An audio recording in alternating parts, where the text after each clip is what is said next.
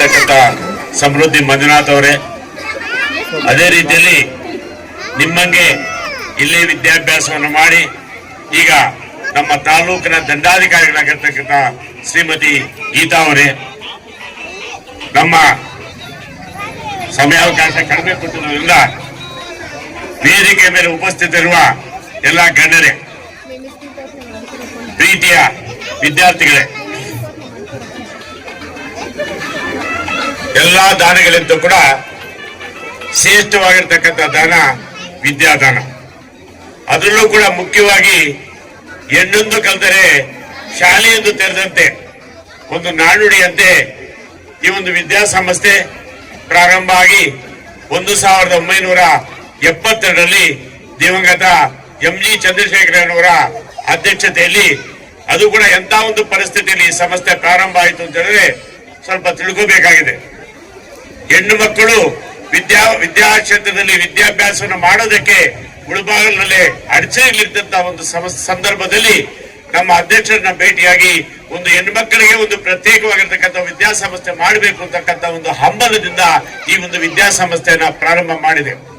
ನಿಮ್ಗೆ ಗೊತ್ತಿದೆ, ಈ ವಿದ್ಯಾಕ್ಷೇತ್ರದಲ್ಲಿ ಅದಾದ ನಂತರ ಒಂದು ಪದವಿ ಪೂರ್ವ ಕಾಲೇಜನ್ನ ಪ್ರಾರಂಭ ಮಾಡಿ ಅದ್ರ ಜೊತೆಗೆ ವಿದ್ಯಾರ್ಥಿಗಳಿಗೆ ಉದ್ಯೋಗ ಅವಕಾಶ ಸಿಗಬೇಕು ಅಂತಕ್ಕಂಥ ಒಂದು ದೃಷ್ಟಿಯಿಂದ JOC ಅಂತಕ್ಕಂಥ ಒಂದು ಕಾರ್ಯಕ್ರಮವನ್ನ ಮಾಡಿ ಇಲ್ಲಿ lab technician, computer science, fashion technology ಅಂತಕ್ಕಂಥ ಕೋರ್ಸ್ ಕೂಡ ಪ್ರಾರಂಭ ಮಾಡಿ, ತದನಂತರ ಡಿಗ್ರಿ ಕಾಲೇಜನ್ನ, ಅದು ಕೂಡ ಮುಖ್ಯವಾಗಿ ಹೆಣ್ಣು ಮಕ್ಕಳ ಒತ್ತಾಯದ ಮೇರೆಗೆ ನಮ್ಮನ್ನ ಮಧ್ಯದಲ್ಲಿ ಕೈ ಬಿಡಬೇಡಿ ಸರ್, ಏನಾದ್ರೂ ಮಾಡಿ ನಮ್ಗೆ ಮುಂದಿನ ವಿದ್ಯಾಭ್ಯಾಸ ಡಿಗ್ರಿ ನಾವು ಇಲ್ಲೇ ಓದ್ಬೇಕು ಅಂತಕ್ಕಂಥ ಒಂದು ಪರಿಸ್ಥಿತಿ ನಿರ್ಮಾಣ ಆದಾಗ ಒಂದು ಡಿಗ್ರಿ ಕೋರ್ಸ್ ಅನ್ನ ಇಲ್ಲಿ ಮಾಡತಕ್ಕಂಥದ್ದು. ಪ್ರೀತಿಯ ನಿರ್ದಿರ್ತಕ್ಕಂಥ ನಾಗರಿಕ ತಿಳ್ಕೋಬೇಕಾಗಿದೆ, ಈ ಕ್ಷೇತ್ರದಲ್ಲಿ ಈ ವಿದ್ಯಾಕ್ಷೇತ್ರದಲ್ಲಿ ಓದ್ತಕ್ಕಂಥ ವಿದ್ಯಾರ್ಥಿಗಳಿಗೆ, 8ನೇ ತರಗತಿಗೆ ಬರ್ತಕ್ಕಂಥ ವಿದ್ಯಾರ್ಥಿಗಳಿಗೆ ಯಾವುದೇ ವಿಧವಾದಂತಹ ಒಂದು ಶುಲ್ಕವನ್ನ ತೆಗೆದುಕೊಳ್ಳೋದಿಲ್ಲ. 8ನೇ ತರಗತಿಗೆ ಬರ್ತಕ್ಕಂಥ ವಿದ್ಯಾರ್ಥಿಗಳಿಗೆ ಫೀಸ್ ಅನ್ನು ಕೂಡ ನಮ್ಮ ಸಂಸ್ಥೆಯಿಂದ ಕಟ್ತೀವಿ, ಯೂನಿಫಾರ್ಮ್ ಕೊಡ್ತೀವಿ, ಪುಸ್ತಕಗಳನ್ನು ಕೊಡ್ತೀವಿ, ಮತ್ತು ಮಧ್ಯಾಹ್ನದ ಊಟೋಪಚಾರವನ್ನು ಕೂಡ ನೋಡ್ತಕ್ಕಂಥ ಒಂದು ಆರೈಕೆಯನ್ನು ಮಾಡ್ತಕ್ಕಂಥ ಒಂದು ಜವಾಬ್ದಾರಿಯನ್ನು ಕೂಡ ಹಾಕೊಂಡಿದ್ವಿ. ಈ ಕ್ಷೇತ್ರ ಏನಾದ್ರೂ ಹೆಣ್ಣು ಮಕ್ಕಳಿಗೆ ಒಂದು ವಿದ್ಯಾಕ್ಷೇತ್ರಕ್ಕೆ ಅನುಕೂಲ ಇಲ್ಲದಿದ್ರೆ ಅನೇಕ ಹೆಣ್ಣು ಮಕ್ಕಳು ವಿದ್ಯಾಭ್ಯಾಸವನ್ನು ಮುಂದುವರಿಸೋದಕ್ಕಾಗ್ತಾ ಇರಲಿಲ್ಲ. ನಿಮ್ಗೆ ಗೊತ್ತಿರಬೇಕು, ಇಲ್ಲಿ ಓದಂತ ಪ್ರಪ್ರಥಮ ಬ್ಯಾಚಿನ ವಿದ್ಯಾರ್ಥಿ MBBS, MAS ಮಾಡಿ IAS ಮಾಡಿ ನಾಗಾಂಬಿಕಾ ದೇವಿ ಅಂತೇಳಿ ವಿದ್ಯಾರ್ಥಿಯು ಪ್ರಿನ್ಸಿಪಲ್ ಸೆಕ್ರೆಟರಿ ಆಗಿ ನಿವೃತ್ತಿ ಆಗಿರ್ತಕ್ಕಂಥದ್ದು ಒಂದು ಹೆಮ್ಮೆ ವಿಚಾರ ಆಗಿದೆ.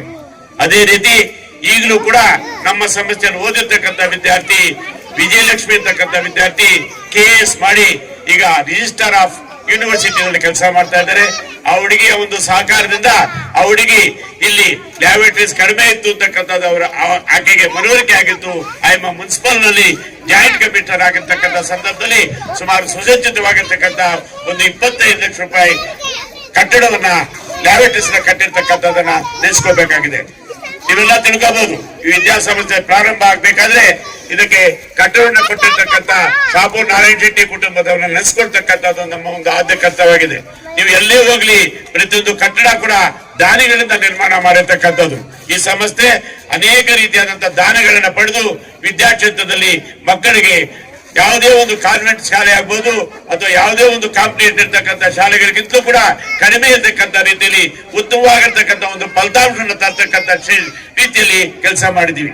ಅದೇ ಅಷ್ಟೇ ಅಲ್ಲ, ಈ ಕಟ್ಟಡವನ್ನ ಮುಂದುಗಡೆ ಇರ್ತಕ್ಕಂಥ ಕಟ್ಟಡವನ್ನ ಮಾನ್ಯ ಸಭಾಪತಿಗಳಾಗಿರ್ತಕ್ಕಂಥ BR ಸುದರ್ಶನ್ ಆಗ್ಬೋದು, YN ನಾರಾಯಣ ಸ್ವಾಮಿ ಆಗ್ಬೋದು, ಚೌಡರೆಡ್ಡಿ ಆಗ್ಬೋದು, ಮತ್ತೆ ರಾಜ್ಯಸಭಾ ಸದಸ್ಯರಾಗಿರ್ತಕ್ಕಂಥ ಕುಪೇಂದ್ರ ರೆಡ್ಡಿ ಅವರಾಗ್ಬೋದು, ಅದೇ ರೀತಿಯಲ್ಲಿ ನಮ್ಮ ಸಂಸ್ಥೆಯಲ್ಲಿ ಪ್ರಿನ್ಸಿಪಾಲ್ ಆಗಿ ಸೇವೆಯನ್ನು ಮಾಡಿರ್ತಕ್ಕಂಥ ಡಾಕ್ಟರ್ ಅಯೂಬ್ ಖಾನ್ ಆಗಿರ್ಬೋದು, ಪೆಟ್ರೋಲ್ ಬಂಕ್ ರಜಾಕ್ ಸಾಹೇಬ್ ಆಗಿರ್ಬೋದು, ಅದೇ ರೀತಿಯಲ್ಲಿ ಮುಂದೆ ಇರ್ತಕ್ಕಂಥ BEd ಕಾಲೇಜನ್ನ ಜಯಲಕ್ಷ್ಮಮ್ಮ ನಾರಾಯಣ ಶೆಟ್ಟಿ ಚಾರಿಟಬಲ್ ಟ್ರಸ್ಟ್ ಇಂದ 3 ಫ್ಲೋರ್ ಕಟ್ಟಡವನ್ನು ಕಟ್ಟಿರ್ತಕ್ಕಂಥದ್ದಾಗ್ಬೋದು. ಅದೇ ರೀತಿ ಅದೇ ಕಟ್ಟಡದಲ್ಲಿ ಸಂಪಂಗಿ ರಾಮಯ್ಯ ಶೆಟ್ಟಿ ಮಕ್ಕಳು ಕಟ್ಟಡವನ್ನು ದಾನ ಕೊಟ್ಟಿದ್ದಾರೆ. ಅದೇ ರೀತಿಯಲ್ಲಿ ಅನೇಕ ಜನ ಈ ಸಂಸ್ಥೆಗಳ ದಾನವನ್ನು ಕೊಟ್ಟು ಈ ಸಂಸ್ಥೆ ಏಳಿಗೆಗೆ ಸಹಕರಿಸಿದ್ದಾರೆ. ಮುಖ್ಯವಾಗಿ ಈ ಅಣೆಕಟ್ಟವನ್ನು ಕಟ್ಟತಕ್ಕಂಥ ಸಂದರ್ಭದಲ್ಲಿ ದಿವಂಗತ ಆಲಂಗೂರು ಶ್ರೀನಿವಾಸನ ಜ್ಞಾಪಕ ಮಾಡ್ತಕ್ಕಂಥದ್ದು ನಮ್ಮ ಒಂದು ಜವಾಬ್ದಾರಿ ಇರ್ತಕ್ಕಂಥದ್ದು. ಅವ್ರು ಶಾಸಕರಾಗಿರ್ಲಿಲ್ಲ, ಬರೀ PLD ಬ್ಯಾಂಕ್ ಅಧ್ಯಕ್ಷರಾಗಿದ್ರು.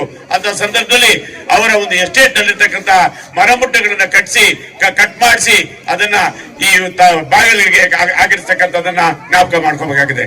ಮಾನ್ಯ ನಗರಸಭಾ ಸದಸ್ಯರಲ್ಲಿ ನಾನು ಮನವಿ ಮಾಡ್ತಾ ಇದ್ದೀನಿ, ನಿಮಗೆಲ್ಲ ಕೂಡ ಗೊತ್ತಿದೆ ಈ ಊರಿನಲ್ಲಿ ನೀರೆಲ್ಲ ಕೂಡ ಇಲ್ಲೇ ಬಂದು ನಿಲ್ತಕ್ಕಂಥದ್ದು. ಅಂತ ಸಂದರ್ಭದಲ್ಲಿ BJ ಪುಟ್ಟಸ್ವಾಮಿ ಅವರು ಸ್ಲಂ ಬೋರ್ಡ್ ಚೇರ್ಮನ್ ಆಗಿರ್ತಕ್ಕಂಥ ಸಂದರ್ಭದಲ್ಲಿ ನಾವು ಜಾಗವನ್ನು ಕೊಟ್ಟು ಈಗ ಆ ನೀರನ್ನು ನಮ್ಮ ಫೀಲ್ಡ್ ನಲ್ಲಿ ಹೋಗ್ತಕ್ಕಂಥದ್ದಕ್ಕೆ ವ್ಯವಸಾಯ ಮಾಡಿದ್ವಿ.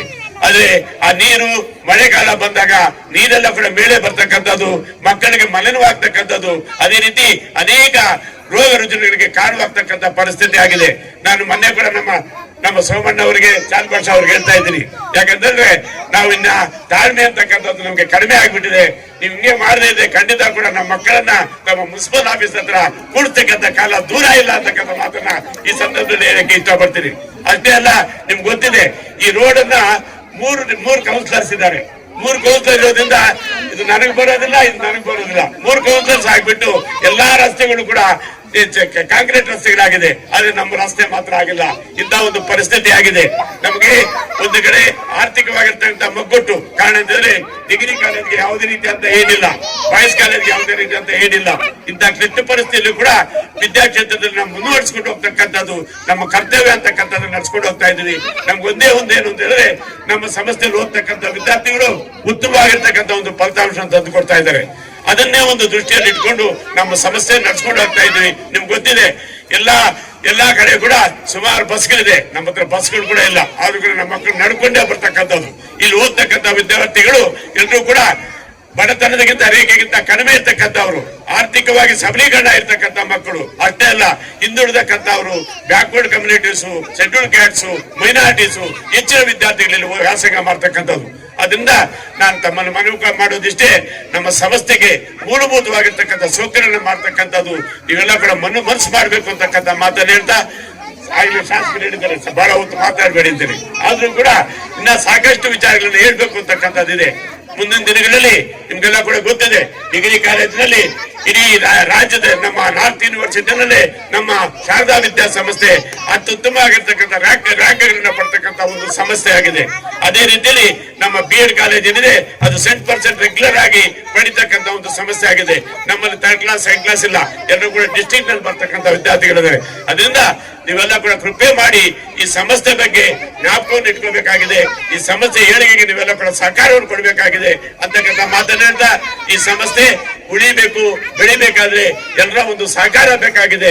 ಈ ಸಹಕಾರವನ್ನ ಮಾನ್ಯ ಪೋಷಕರು ಮತ್ತು ವಿದ್ಯಾರ್ಥಿ ಮಿತ್ರಗಳು ಎಲ್ಲರೂ ಕೂಡ ಸಹಕಾರವನ್ನು ಕೊಡ್ತೀನಿ ಅಂತಕ್ಕಂಥ ಭಾವಿಸ್ತಾ ಈ ಸಂದರ್ಭದಲ್ಲಿ ತಮ್ಮೆಲ್ಲರಿಗೂ ಕೂಡ ಶುಭ ಹಾರೈಸಿ ನನ್ನ ಮಾತನ್ನು ಮುಗಿಸ್ತಾ ಇದ್ದೀನಿ. ಜೈ ಹಿಂದ್, ಜೈ ಕರ್ನಾಟಕ.